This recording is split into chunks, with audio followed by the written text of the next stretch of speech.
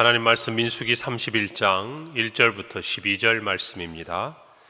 구약성경 248페이지 민수기 31장 1절부터 12절 말씀, 제가 봉독하고 마지막 절 합독하겠습니다.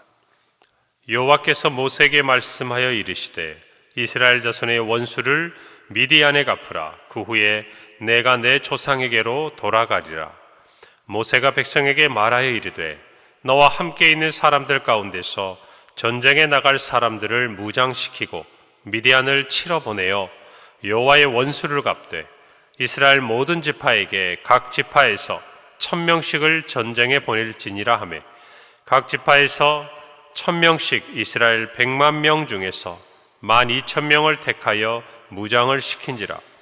모세가 각 지파에 1000명씩 싸움에 보내되 제사장 엘르아살의 아들 비느하스에게 송소의 기구와 신호나팔을 들려서 그들과 함께 전쟁에 보내매, 그들이 여호와께서 모세에게 명령하신 대로 미디안을 쳐서 남자를 다 죽였고 그 죽인 자 외에 미디안의 5 왕을 죽였으니 미디안의 왕들은 에위와 레겜과 수르와 후르와 레바이며 또 부올의 아들 발람을 칼로 죽였더라. 이스라엘 자손이 미디안의 부녀들과 그들의 아이들을 사로잡고 그들의 가축과 양떼와 재물을 다 탈취하고 그들이 거처하는 성읍들과 촌락을 다 불사르고 탈취한 것, 노략한 것, 사람과 짐승을 다 빼앗으니라. 그들이 사로잡은 자와 노략한 것과 탈취한 것을 가지고 여리고 맞은편 요단강가 모압 평지의 진영에 이르러 모세와 제사장 엘르아살과 이스라엘 자손의 회중에게로 나아오니라. 아멘. 오늘 우리가 함께 읽은 민수기 31장 1절부터 12절에 보면 이스라엘이 이제 가나안 정복을 앞에 두고 모압 평지 그곳에 머물러 있을 때 하나님께서 민수기 25장에서 기록하고 있는 이 바알볼 사건으로 이스라엘을 타락시켜 하나님께 진노를 받고 또 징계를 받았던 이 미디안인들, 이 사람들을 진멸시키라고 말씀하심으로 가나안 정복에 있어서의 하나의 서막을 여는 그러한 사건을 기록하고 있습니다. 오늘 2절 말씀해 보니까 이스라엘 자손의 원수를 미디안에게 갚으라. 그 후에 내가 내 조상에게로 돌아가리라. 하나님께서 이제 모세 생애에 있어서의 마지막 전투, 그리고 하나님을 위한 승리를 말씀하십니다. 특별히 미디안은 우리가 아는 아브라함의 후처 그두라에게서 난 4번째 아들로 따지고 보면 이스라엘과는 먼 친척벌이 됩니다. 특별히 미디안은 광야 곳곳에 흩어져 살던 족속이기 때문에 이스라엘과 특별히 원수가 되거나 대적이 될 이유가 별로 없는 민족이었는데, 조금 전에 말씀대로 우리가 민수기 25장에서 살펴본 대로 이스라엘 백성들이 시딤에 있을 때 이 바알부올 사건, 즉 모압 여인들과 음행을 행하고 더 나아가서 그들이 섬기던 이 바알을 숭배했던 이와 같은 일들로 말미암아서 그들이 범죄함으로 하나님께서 진노를 발하시고 연병이 그들 가운데 일어나게 하셔서 이스라엘 백성이 무려 24,000명의 죽임을 당한 그 사건들, 이 사건들로 말미암아서 하나님은 모세에게 미디안을 치라고 말씀하고 계시는 것입니다. 이 미디안 족속에 대한 하나님의 어떤 말씀, 이와 같은 진노의 또 정말 정벌의 이 명령은 바로 그 사건 직후에 내려진 것을 저와 여러분은 민수기 25장을 통해 살펴볼 수 있습니다. 25장 17절에서 18절을 보면 하나님은 이렇게 말씀하십니다. 미디안인들을 대적하여 그들을 치라. 이는 그들이 속임수로 너희를 대적하되 부올의 일과 미디안 지휘관의 딸 곧 부올의 일로 연병이 일어난 날에 죽임을 당한 그들의 자매 고수비의 사건으로 너희를 유혹하였다라고 말씀합니다. 여러분, 우리가 하나님의 나라 또 영적인 전투를 앞에 두고 있을 때 늘 우리는 이와 같은 시험을 당하게 돼요. 여러분, 출애굽 1세대가 애굽에서 출애굽하고 그리고 광야를 지나면서 그들은 먹는 것, 또 마시는 것, 그들의 생존을 위한 여러 문제들, 그리고 광야의 험한 길들로 말미암아서 힘든 삶을 살았던 것을 우리는 알 수 있습니다. 그러나 그 가운데서도 하나님은 구름 기둥과 불 기둥으로 그들을 인도하셨고 만나와 메추라기로 먹이셨고 또 모든 어려움과 전쟁 가운데서 하나님은 이스라엘 백성을 보호하셨습니다. 아마 그와 같은 많은 일들이 이스라엘 백성들에 있어서 이 1세대가 가지고 있었던 하나님 앞에서의 범죄함이었어요. 하나님의 은혜는 잊어버리고 당장의 어려운 일들로 말미암아 하나님을 원망했고 가장 큰 죄악은 그들이 그 일들로 인해서 애굽으로 돌아가려고 했다라는 하나님의 그 모든 은혜와 또 하나님의 인도하심을 믿지 못하고 다시 옛 과거로 돌아가고자 했던 그와 같은 행동이 이스라엘 1세대, 출애굽 1세대가 가지고 있었던 가장 큰 신앙에 있어서의 범죄요 아킬레스건이었습니다. 그런데 이 2세대에 있어서 그들이 이제 광야에서 자라나고 또 이제 가나안 종국을 앞에 두고 있는 이 2세대에 있어서 가장 가슴 아프고 또는 그들에게 있어서 치명적인 실패의 기록이 무엇이었는가? 바로 우리가 조금 전에 이야기한 25장에서 일어났던 바알볼의 사건이었다는 것입니다. 그것도 모압인들이 거주하는 곳. 다시 말하면 이제 이스라엘 백성들이 가나안 전쟁을 목전에 두고 있는 이 모압 평지에 이르렀을 때에 그들 안에 일어난 영적인 타락을 이야기했던 것이.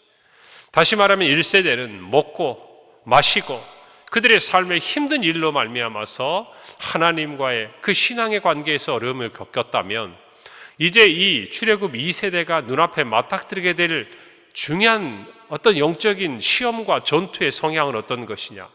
이 가나안 땅에 들어가서 하나님이 그들에게 주실 이 가나안 땅을 얻은 이후에 그들이 먹고 사는 문제, 그보다 더 이전에 영적으로 타락할 것이라는 그런 위기와 유혹이 그들 앞에 기다리고 있다는 하나의 전조와도 같은 일들이 바로 이 바알볼의 사건이었다라는 것이죠. 그래서 하나님은 이 일에 대해서 진노하셨을 뿐만 아니라 또 이 문제에 대해서 분명한 매듭을 짓고자 하셨어요. 그래서 모세를 통하여서 이 미디안과의 싸움을 하도록 하나님은 말씀하십니다. 하나님 이렇게 말씀하세요. 이스라엘 자손의 원수를 미디안에게 갚으라. 그들은 이스라엘의 원수가 되었고 더 나아가서 이스라엘을 배교하게 했던 것으로 말미암아 하나님의 원수가 되었던 것이죠. 그래서 하나님은 미디안을 징벌하라고 말씀하십니다. 모세는 6절에 이렇게 기록되어 있습니다. 모세가 각 지파에 1000명씩 싸움에 보내되 제사장 엘르아살의 아들 비느하스에게 송소의 기구와 신호 나팔을 들려서 그들과 함께 전쟁에 보냈다라고 기록합니다.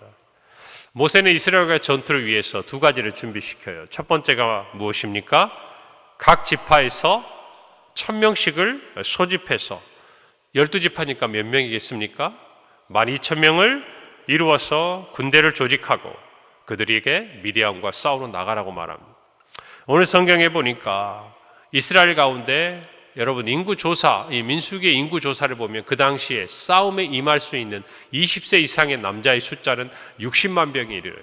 오늘 성경에 보면 100만 명, 이 100만 명은 하나, 둘, 셋 이런 의미가 아니라 많은 군사가 있었다는 것을 의미해요. 그런데 이 많은 군대 가운데서 오늘 미디안과의 전투에 몇 명만 보냅니까? 12,000명만 보내는 거예요. 여러분 우리는 이 일을 생각할 때 사사기에 있는 한 전투가 생각이 나죠. 여러분 기드온이 미디안과의 싸움을 할 때 하나님께서 몇 명의 용사를 준비시킵니까? 300명이에요. 보다 많은 군사들이 그들의 전쟁에 임하기 위해서 각처에서 왔습니다. 그럼에도 불구하고 하나님이 많다, 보내라 해서 마지막 몇 명이었어요? 300명이었어요. 왜 그렇게 하셨습니까? 그 싸움이 하나님의 승리라는 것을 선포하기 위해서였어요. 하나님께서 이 승리를 주시겠다는 것을 나타내기 위해서였어요. 오늘 이 미디안의 전투도 마찬가지예요. 많은 군사가 있었습니다. 그 군사가 한꺼번에 그것도 절반만 쳐들어가도 여러분 미디안은 싸울 수 있는 그런 조직과 군대가 없었던 그런 나라였어요. 민족이었어요. 그럼에도 불구하고 하나님은 12,000명, 그것도 매 지파에서 동일하게. 여러분 따지고 보면 지파마다 군사가 많은 지파가 있고 적은 지파가 있지 않습니까? 그런데도 하나님께서는 매 지파 공평하게 1000명씩 보내라는 거예요. 무슨 의미겠습니까? 모든 이 지파가, 모든 민족이 열애가 없다는 것입니다. 하나님께서 이스라엘을 정결하게 하시기 위한 이 전투에는 반드시 참여해야 되는 거예요.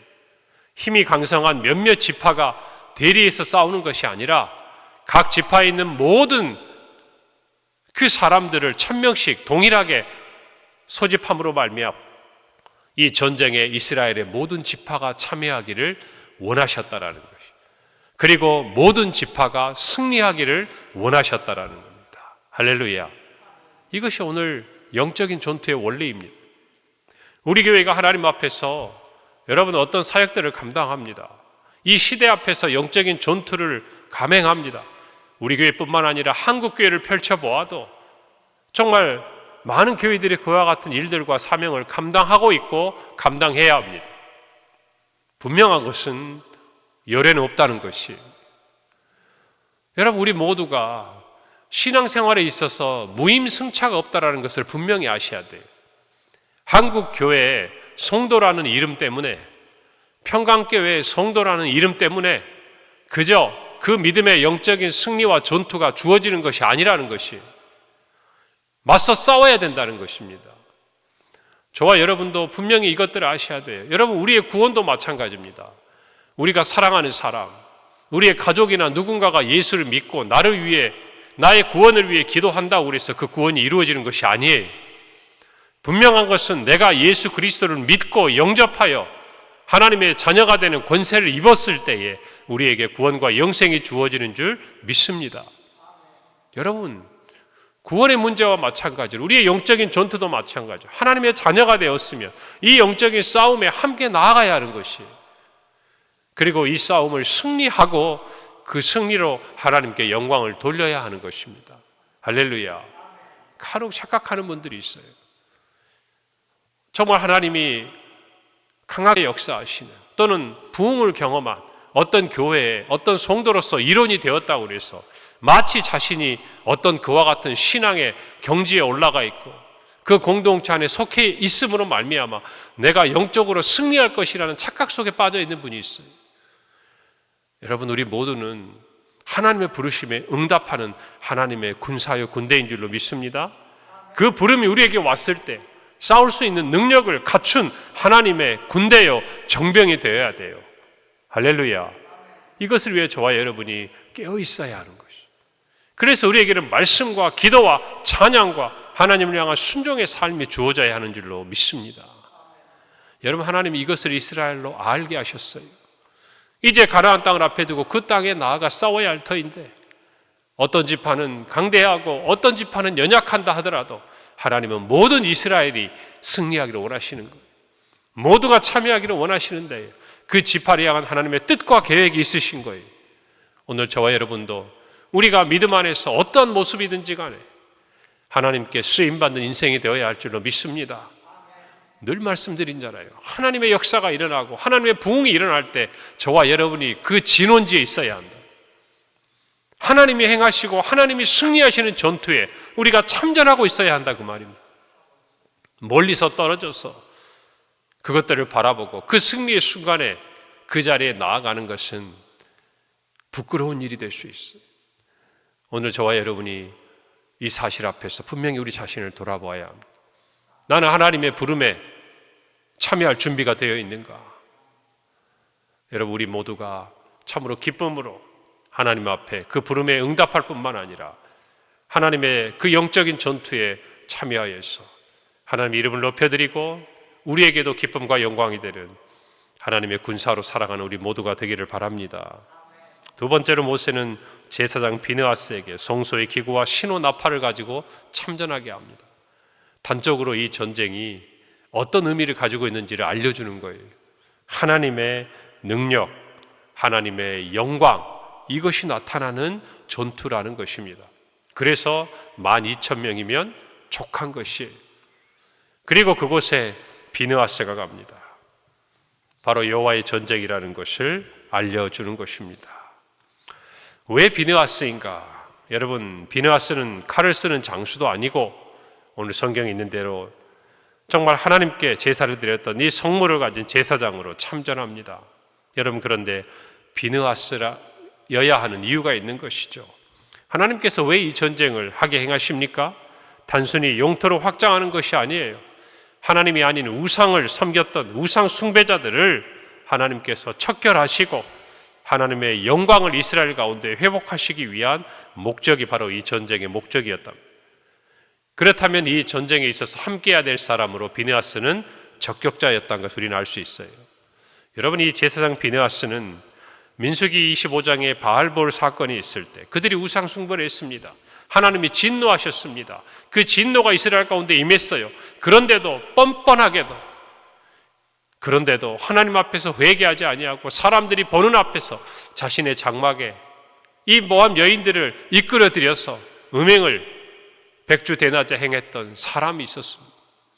그것을 지켜보던 이 비느하스가 창을 들고 가서 이 남녀를 그 자리에서 죽입니다. 하나님의 의로운 분노가 그에게 임했기 때문이에요. 놀라운 것은 그 사건으로 말미암아 하나님의 진노가 정말 그들 가운데 임하여 연병으로 죽어갔던 그 사람들, 그 연병이 그쳤던 것을 성경이 우리에게 기록하고 있습니다. 민수기 25장 10절에서 13절에 보면 여호와께서 모세에게 말씀하여 이르시되 제사장 아론의 손자 엘르아살의 아들 비느하스가 내 질투심으로 질투하여 이스라엘 자손 중에서 내 노를 돌이켜서 내 질투심으로 그들을 소멸하지 않게 하였도다. 그러므로 말하라. 내가 그에게 내 평화의 언약을 주리니 그와 그의 후손에게 영원한 제사장 직분의 언약이라. 그가 그의 하나님을 위하여 질투하여 이스라엘 자손을 속죄하였다라고 말합니다. 하나님 말씀하십니다. 나는 질투하는 하나님이다. 여러분, 이 말을 우리가 오해하면 안 돼요. 하나님께서 우리와 똑같은 그런 질투의 감정을 가지고 있는 그런 분이라는 것이 아니에요. 이 표현은 저와 여러분이 하나님이 어떤 분인지 이해하기 쉽도록 하나님께서 우리의 성품에 빗대어서 설명해 주시는 거예요. 그리고 이 질투는 우리처럼 시기하고 남을 부러워하고 무엇인가 남이 가지지 못한 것 또는 남이 가진 것을 가지고 싶은 그런 탐욕의 욕망에 근거한 것이 아니에요. 하나님의 질투심은 뭡니까? 하나님의 백성이 하나님의 사랑의 대상이었던 하나님의 자녀들이 하나님을 버리고 우상을 쫓고 세상의 쾌락을 쫓아가는 것에 대해서 하나님이 참지 않으신다는 것이에요.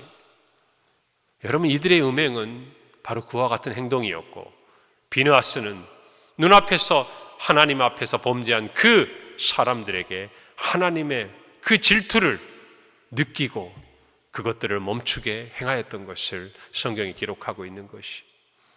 여러분, 오늘 저와 여러분 하나님의 질투가 무엇인지를 알아야 합니다. 우리가 하나님 아닌 다른 것들을 쫓아갈 때 하나님의 자녀인 저와 여러분을 하나님은 책망하십니다. 인생의 막대기와 지팡이를 통해서라도 우리를 다시 돌아오게 하시는 것이 하나님의 사랑 안으로 다시 찾아오시는 거예요. 그렇기 때문에 저와 여러분의 구원은 변하지 않는 것입니다. 할렐루야. 오늘 저와 여러분이 하나님의 그 마음을 알기를 바랍니다. 그리고 오늘 8절에 보면 미디안의 다섯 왕을 죽임과 동시에 부올의 아들 발람을 칼로 죽였다고 기록합니다. 그리고 이어지는 민수기 31장 16절에 보면 이 바알부올의 사건의 그 배후에 우리가 아는 발락을 초청을 받아서 이스라엘을 저주하고자 했던 그 발람이 있었다는 것을 알 수 있어요. 하나님을 대적했던 자의 마지막이 어떠한지를 나타내고 있습니다. 오늘 저와 여러분이 오늘 말씀을 통해서 우리 자신을 성결하게 하기를 바랍니다. 하나님의 영광을 위하여 하나님의 부름받은 하나님의 군사로서 오늘 또 준비되고 또 세상과의 영적인 전투에서 승리함으로 하나님께 영광을 돌리는 우리 모두가 되기를 간절히 바랍니다. 영적으로 깨었기를 바랍니다. 이것이 영적인 싸움인지 전투인지를 알아야 저와 여러분이 깨어 승리할 수 있는 것이에요. 오늘 이와 같은 말씀을 통해서 우리를 새롭게 무장시키시고 영적으로 깨닫게 하시는 성령의 은혜를 우리가 힘입고 믿음으로 승리하는 한 날이 되시기를 바랍니다. 기도하겠습니다.